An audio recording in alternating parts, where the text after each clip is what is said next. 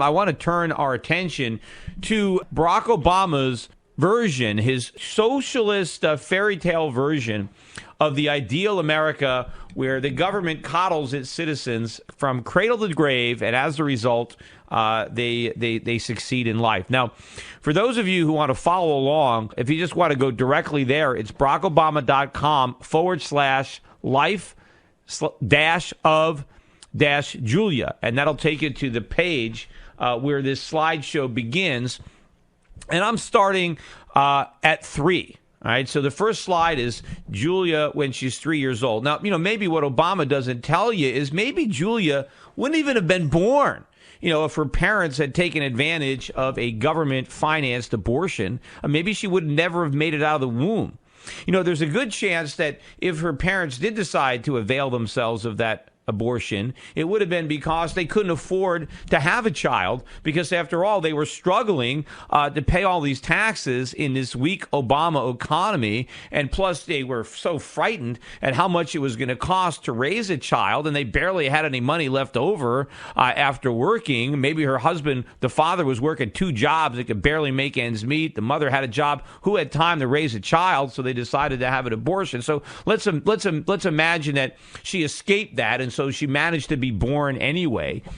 And President Obama is making a big deal over the fact that at 3 years old, she's going to be enrolled in a Head Start program to help get her ready for school. Because of steps President Obama has taken to improve programs like this one, Julia joins thousands of students across the country who will be starting kindergarten soon. Where she really is in daycare.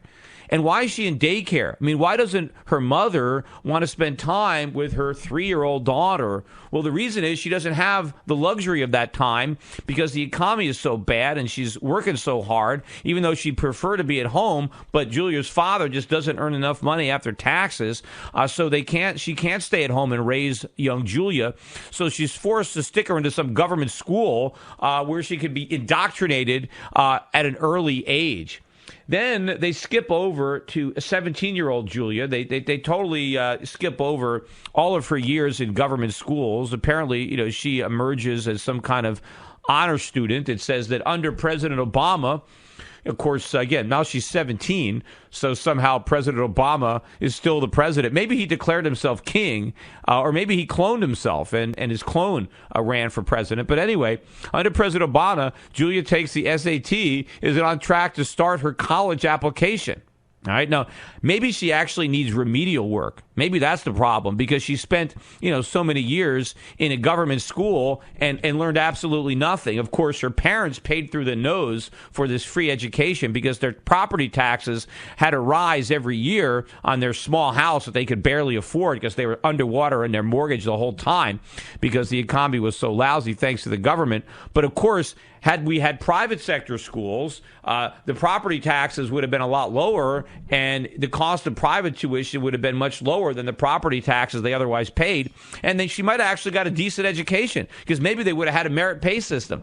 Maybe the teachers in the private schools would have actually cared about how good a job they did because they were held accountable. If they did a bad job, they could be fired. You see, in Obama's America, no matter how incompetent the teachers are, you can't get rid of them. Anyway, but let's assume she makes it out of government schools and, she takes her SATs. Okay, now what happens to Julia? 18. Under President Obama, okay, he's still there.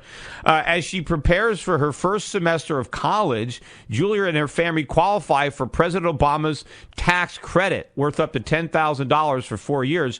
Julia is also one of millions of students who receives a Pell Grant to help put her through college. So in other words, because of Obama's programs and because of student loans, college is now costs a fortune.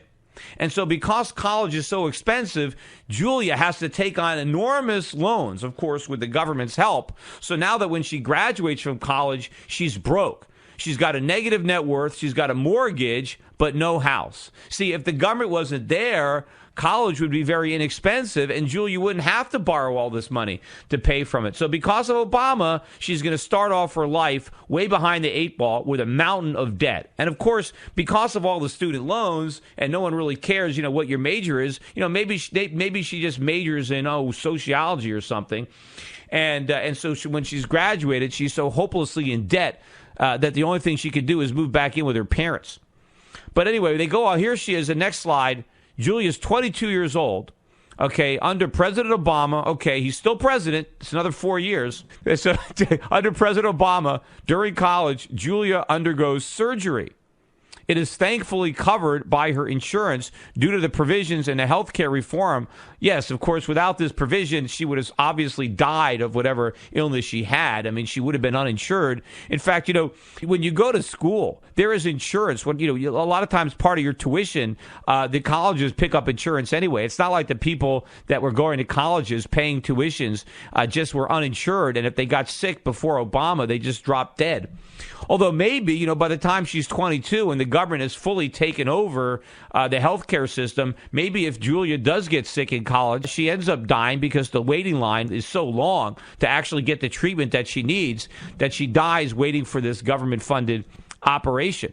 But anyway, in this story, the government doctors do a good job and they actually cure her. And now we're going to go forward another year to 23. Okay, she's 23 years old now. Because of the steps like, the Ledbetter Fair Pay Act, Julia is one of millions of women across the country who's able to get a job. Okay, what the president is saying, if it wasn't for this Equal Pay for Equal Work Act, nobody would hire Julia, or if they hired her, they'd force her to subsist on low wages, simply because she was a woman. But thanks to the government, that type of discrimination doesn't happen. Of course, if anything, it backfired because potential employers were afraid of being sued, that she had a harder time finding a job because of this act, and she ended up working for even less money. Of course, remember, Julia is now 23 years old. How many years in the future is this? How large is the national debt? Her personal share of the national debt under President Obama's clone, or whoever is, how president is still a president back then, is skyrocketed. In fact, the national debt is now so large because of all these Obama programs that Julia's taxes have gone through the roof. In fact, the payroll taxes have doubled. The income taxes have doubled. Even if she gets a good job, there's nothing left after paying taxes, not to count all the money she has to pay in her student loans, which is why she had to move back in with her parents. And, of course, she doesn't have her old room back, or maybe she does, but she's sharing it because two other families have also moved in with Julia's parents, because now we're living like 3 or 4 families to the house because the taxes are so high. And imagine how much it costs just to heat that house. Imagine what gasoline cost by the time Julia is 23, after all those years of additional inflation to finance the Obama welfare state. Anyway, let's move forward. She's 25 years old. After graduation, okay, so she graduated at 25 now. So she stayed in schools till she was 25. She started at, 17? That's how many years is that? Can you imagine how much money she's borrowed? I mean, her student loans have got to be enormous. Can you imagine what college tuitions would be if the government subsidized it for that long? I mean, it'd be unreal. But let's see what happens when she finally graduates at the age of 25 with piles and piles of government debt into a disastrous economy that's mired in debt. Let's see. Under President Obama, after graduation, Julia's federal student loans are more manageable since President Obama capped income-based student loans payments and kept interest rates low. He was able to keep interest rates low all the way until 2030, or when is she going to be 25? How did his artificially low interest rates policy get rolled over that many years? In fact, by then interest rates have skyrocketed, and poor Julia is probably just going to default on these student loans and look to pass the bill on to the taxpayers. She makes payments on time every month, keeping her on track to repay her student loans. Yeah, right. That's a pure liberal pipe dream. There's no way that's going to happen. Anyway, let's move forward. How old is she now? Oh, now she's 27. Okay, let's see. Under President Obama, for the past 4 years, Julia has worked full-time as a web designer. Yeah, that's assuming she could even get a job in the Obama economy, which, I don't even want to make that assumption. But let's just say, for the sake of argument, that there is one job left in the Obama economy, and Julia happened to land it. Thanks to Obama, her health insurance is required to cover birth control and preventative care, letting Julia focus on the work rather than worry about her health. Yeah, what Obama doesn't tell you is that health insurance is now so expensive, she has no money left over for anything. In fact, now that she's no longer buying birth control in the free market, but getting it for free for the government, birth control costs her more than ever before. In fact, birth control costs a fortune. because of the way it's being provided by government. And of course, since she's got all these free birth control pills, maybe she picks up a few venereal diseases, because after all, why bother with condoms? We get free pills. And of course, her sex partners know that. They know that she's got free birth control, so they don't bother buying condoms either, which probably explains the next slide. She gets pregnant. Yes, maybe all the free birth control didn't quite work. Maybe because it was free, she didn't really take care of it. It says, under President Obama, Julia decides to have a child. Well, did she decide, or did she just get knocked up? Throughout her pregnancy, she benefits from material checkups, parental care, and free screening under health care reform. Yeah, I don't even think she could get any health care by then. But here's what's interesting. Julia is now 31 years old. She's obviously never gotten married, and she's ended up having a child, either planned or unplanned, out of wedlock, right? As if the liberal establishment doesn't want to offend women by somehow saying that they need to have a man in their lives, that maybe they need to get married before they have a child. So this, ideal liberated woman, career girl, doesn't get married and just decides to have a child on her own, as if she can actually afford to have a child with what little pittance remains in her paycheck after she finishes paying the elevated taxes necessary to service the welfare state and the legacy of debt brought on by years of Obama budgets. Remember, he's still president. And, of course, the crippling burden of her student loans. Let's see what happens now. Oh, here is Julia with her one son growing up as a child of a single parent, no father anywhere in sight. Under President Obama, Julia's son Zachary starts kindergarten. The public schools in their neighborhood had benefited financially, and the great teachers because of President Obama's investments in education. The problem is by then we have no money for education, because see, all the money goes to paying interest on the national debt, mainly to the Chinese and the Japanese. And so the kindergarten that poor Zachary is going to is more, isn't like a school at all. It's more like a prison. Just that, nobody is learning anything. It's just a bunch of juvenile delinquents. I mean, plus, imagine a Zachary there, growing up. He doesn't have a father. His mother is struggling to get by. She doesn't have time to raise him right, and so he's probably just gonna, grow up and be a delinquent, or who knows what's gonna happen to this poor Zachary. But I doubt Julia even would have had Zachary. Most likely she would have, again, had a government-paid abortion, because there's no way she could afford to bring a child into the world in the utter poverty that would characterize her life, in the 30th year of the Obama administration. Let's go forward. She's 42 years old. 42. Okay. Still not married, I don't think. Under President Obama, Julia starts her own web business. Yeah, I doubt it. I mean, I don't think she could even save enough money to start her own business, considering all the taxes and interest she's been paying her whole life. But anyway, she starts her own business. She qualifies for a fall small business loan. Nah, the Small Business Administration is not giving out loans anymore because they're broke, right? There's no money left for the Small Business Administration. But anyway, let's just assume that somehow, 40 years into the future, the Small Business Administration is actually there. President Obama's tax cuts for small businesses like Julia's. Oh, what tax cuts? I mean, the tax cuts that we made today, or is he going to be cutting taxes 40 years from now, too? I mean, today's tax cuts would have long since evaporated. I mean, there would be massive tax increases to pay for all the spending that we had today. But it says anyway, because of Obama's tax cuts for small businesses like Julia's, she's able to get started. She's able to hire employees, creating new jobs. No, she's not. She can't afford to hire anybody. President Obama has made it so expensive with all these mandatory health benefits and, of course, all these new laws that have been passed over the last 40 years to protect workers. There's no way that Julia could possibly afford to hire anybody. Even if she was starting her own business, she would be outsourcing all those jobs to some other country where they didn't have nearly as much rules and regulations. Of course, I don't even think she could afford to start that company, but to the extent that she did, there's no way she'd hire anybody here. She couldn't possibly afford it, and I doubt she could even qualify, for all jump over all the hurdles that are required because of all the rules and bureaucratic red tape that Obama has placed in her path. It's pretty much impossible for anybody to start a new business.